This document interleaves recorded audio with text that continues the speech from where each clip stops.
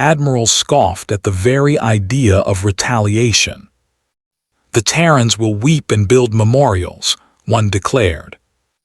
"They will send letters and delegations," another sneered.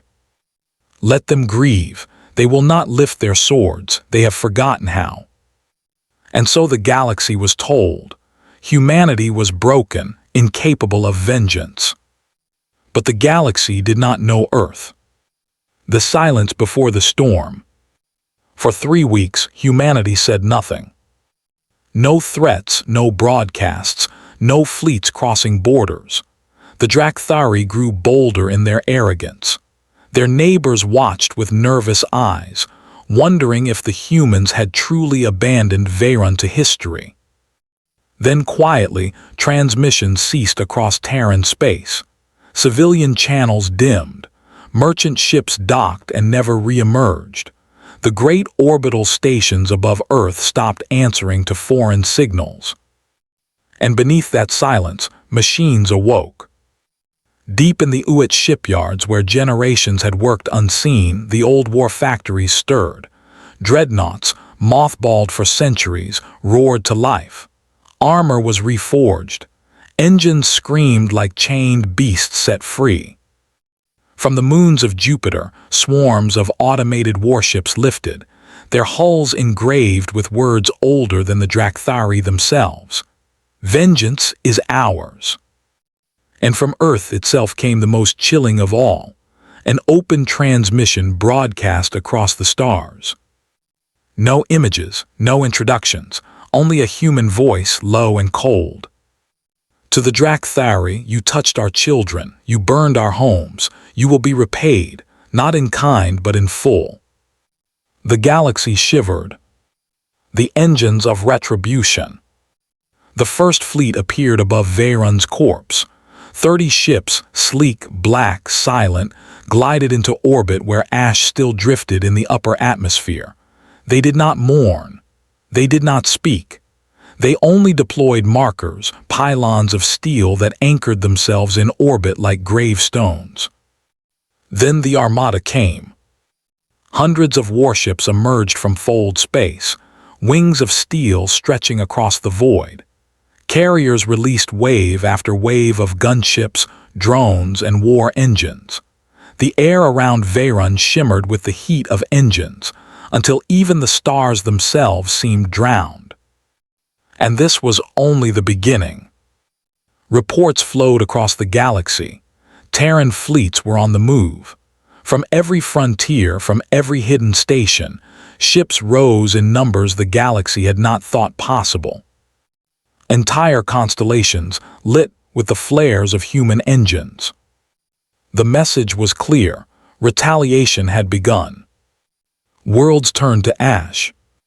The Drakthari Dominion first laughed at the Terran deployments, until their outer colonies vanished. One by one, planets once marked safe under their banners were erased. Orbital bombardments stripped atmospheres. Cities were vaporized by tungsten rods hurled from orbit, striking with the force of gods. Human fleets never announced their arrival.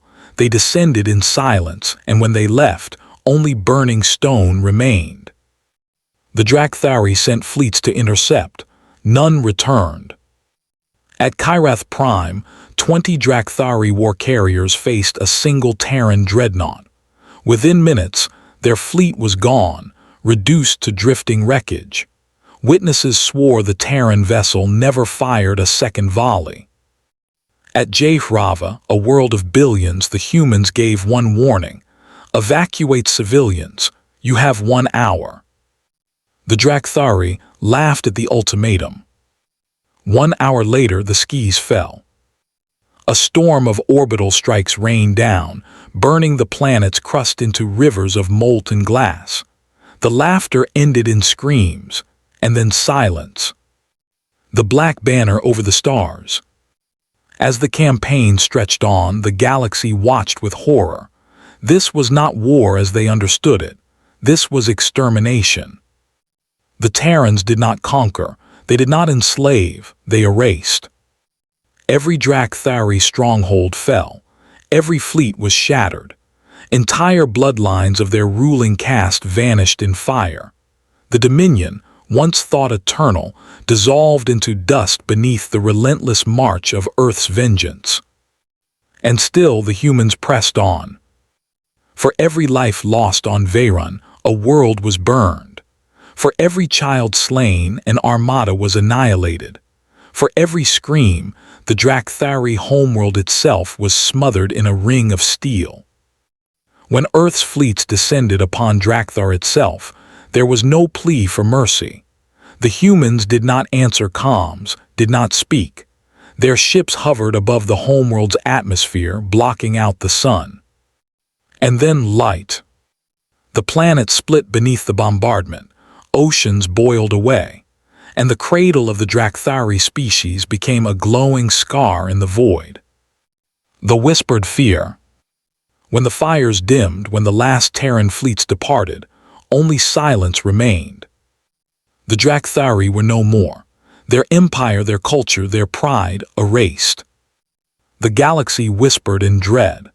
In every council chamber, in every trade station, voices trembled with the same words. Never provoke Earth again. The humans had been silent once, patient, restrained, civilized. But now the galaxy knew the truth. Their patience was vast, but their vengeance was infinite. And somewhere in the shadows of the void, Terran fleets still waited, engines quiet, weapons primed like wolves in the dark. For those who dared to touch humanity again, the lesson was eternal. If you strike at Earth, Earth will erase you. Ashes of a colony. The Exhor Dominion believed themselves untouchable. Their warlords had crushed 3 minor species in the past century, turning thriving civilizations into ash and slaves. To them, Earth's colonies were soft targets, frontier outposts of a young species too civilized to answer blood with blood. The human colony of Halcyon IV was one such target, a green world orbiting a yellow sun, home to 4 million settlers, farmers, engineers, and children. No soldiers, no fleets, only life. The Dominion came at dawn. Cruisers pierced the skies, blotting out the sun with wings of iron. The invaders did not even demand surrender. They came to make an example. Orbital fire rained down on Halcyon cities. Oceans boiled. Towers fell. Those who fled into the forests found no refuge. Plasma burned the trees into blackened stumps. Whole family lines gone in a single hour. The Exhor commanders laughed as they broadcast the massacre across the local trade channels. This is the price of expansion. Humanity must remember its place beneath us. The colony's final transmission, fragmented, drowned in static, reached Earth 2 days later. A child's voice cut short mid-scream. And the galaxy changed forever. The arrogance of the Dominion. When word spread, the Dominion rejoiced. In their courts and palaces, they mocked humanity's silence. Humans? Sneered Warlord Tzerak, his armored fist slamming a goblet onto the banquet table. They are merchants, explorers, diplomats. They are not warriors. They will weep, they will mourn, but they will not fight. The Dominion's senators nodded in agreement, raising their cups of spiced blood wine. For centuries, humans had been the voice of restraint within the Galactic Council. They traded fairly, built carefully, and avoided wars that others leapt into. They were the reasonable species, talkers, not killers. To the Exhor, humanity's patience was weakness. They had mistaken silence for fear. Celebrations erupted across their empire. Propaganda screens replayed Halcyon's destruction on loop, painting humans as victims, as prey. They believed Earth had swallowed the insult. They believed wrong. The silence before the storm. On Earth there were no speeches, no boasts, no threats hurled across the stars.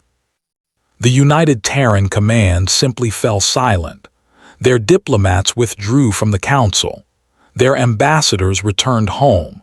Even their trade fleets disappeared from the lanes, slipping into the void. The galaxy waited for Earth to cry out for justice. Instead, Earth said nothing. But in the silence, war factories woke. Dockyards around Jupiter thundered with life as ancient orbital rings lit up, forging dreadnoughts whose hulls had not been seen in centuries. Shipyards buried beneath the ice of Europa split open, releasing machines whose designs were whispered about but never confirmed, planet breakers. Veterans were recalled, reserves rearmed. Entire academies of war, quiet, hidden for generations, unlocked their vaults. Soldiers marched beneath Earth's gray skies in endless columns. For weeks nothing left orbit. For weeks the galaxy only saw shadows. Then came the transmission. A single message, broadcast on every frequency the Dominion used. "This is Earth. You have taken Halcyon IV. You will give it back in blood." When the fleets moved, it began in the